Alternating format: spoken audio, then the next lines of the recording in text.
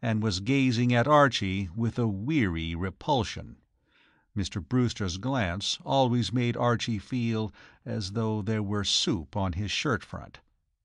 And suddenly, from the orchestra, at the other end of the room, there came a familiar sound. The prelude of Mother's Knee. "So, you've started a cabaret, then?" said Mr. Connolly in a satisfied voice. "I always told you you were behind the times here." Mr. Brewster jumped. "Cabaret?" He stared unbelievingly at the white-robed figure which had just mounted the orchestra dais, and then concentrated his gaze on Archie. Archie would not have looked at his father-in-law at this juncture if he had had a free and untrammeled choice. But Mr. Brewster's eye drew his with something of the fascination which a snake's has for a rabbit. Mr. Brewster's eye was fiery and intimidating. A basilisk might have gone to him with the advantage for a course of lessons.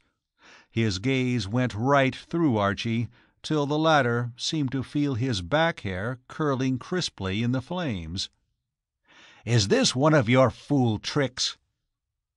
Even in this tense moment, Archie found time almost unconsciously to admire his father-in-law's penetration and intuition.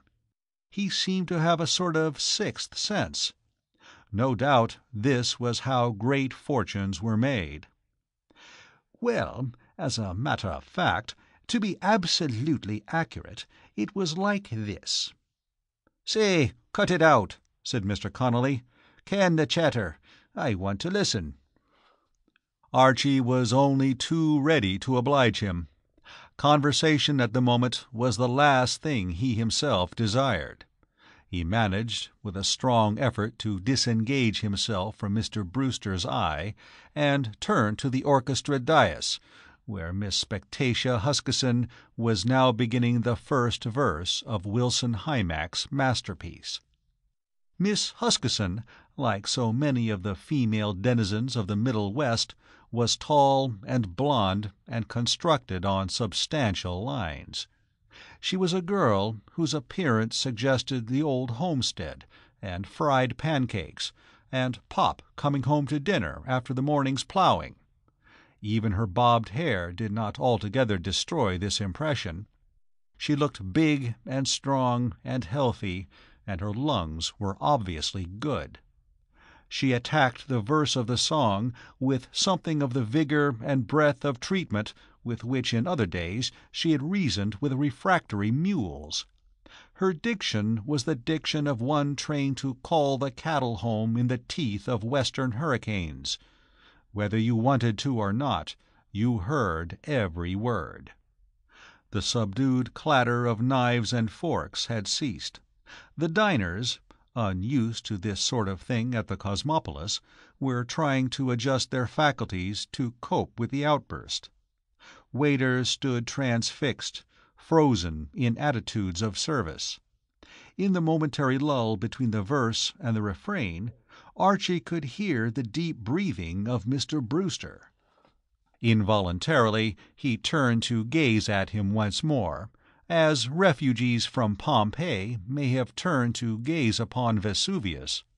And as he did so, he caught sight of Mr. Connolly and paused in astonishment. Mr. Connolly was an altered man. His whole personality had undergone a subtle change.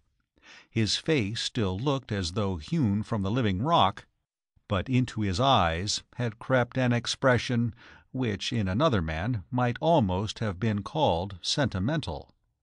Incredible as it seemed to Archie, Mr. Connolly's eyes were dreamy. There was even in them a suggestion of unshed tears. And when, with a vast culmination of sound, Miss Huskisson reached the high note at the end of the refrain, and, after holding it as some storming party, spent but victorious, holds the summit of a hard-won redoubt, broke off suddenly, in the stillness which followed there proceeded from Mr. Connolly a deep sigh. Miss Huskisson began the second verse. and Mr. Brewster, seeming to recover from some kind of trance, leaped to his feet. "Great Godfrey!" "Sit down," said Mr. Connolly in a broken voice. "Sit down, then." He kissed her on the forehead, and he whispered, "I've come home." He told her he was never going any more to roam. And onward through the happy years, till he grew old and grey, he never once regretted those brave words he once did say. It's a long way back to mother's knee.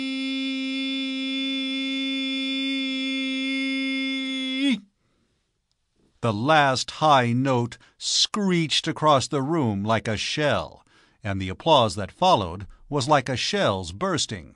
One could hardly have recognized the refined interior of the Cosmopolis dining-room. Fair women were waving napkins. Brave men were hammering on the tables with the butt end of knives, for all the world as if they imagined themselves to be in one of those distressing midnight review places. Miss Huskisson bowed, retired, returned, bowed and retired again, the tears streaming down her ample face.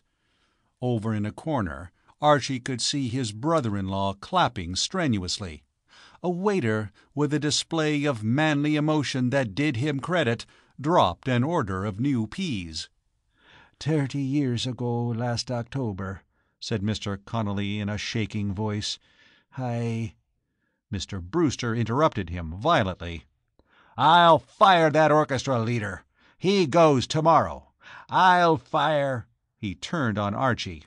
"What the devil do you mean by it? You— 30 years ago," said Mr. Connolly, wiping away a tear with his napkin, "I left me dear old home in the old country." "My hotel a beer garden!" "Frightfully sorry and all that, old companion."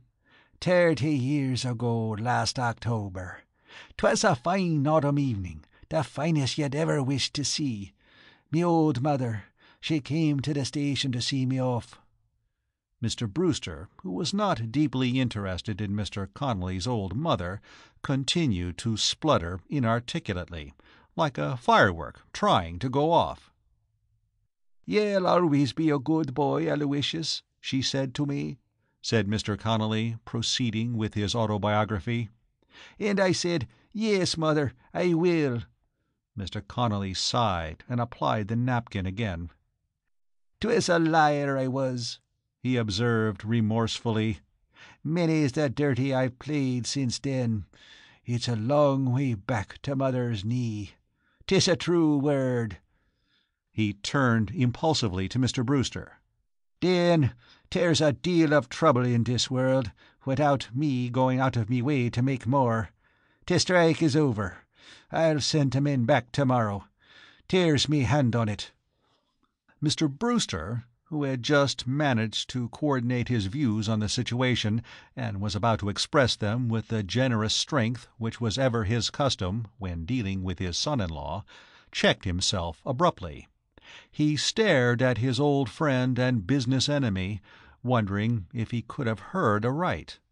Hope began to creep back into Mr. Brewster's heart, like a shame-faced dog that has been away from home hunting for a day or two. "You'll what?" "I'll send the men back tomorrow. That song was sent to guide me then. It was meant. 30 years ago last October, me dear old mother." Mr. Brewster bent forward attentively. His views on Mr. Connolly's dear old mother had changed. He wanted to hear all about her. "'Twas that last note that the girl sang brought it all back to me as if it was yesterday.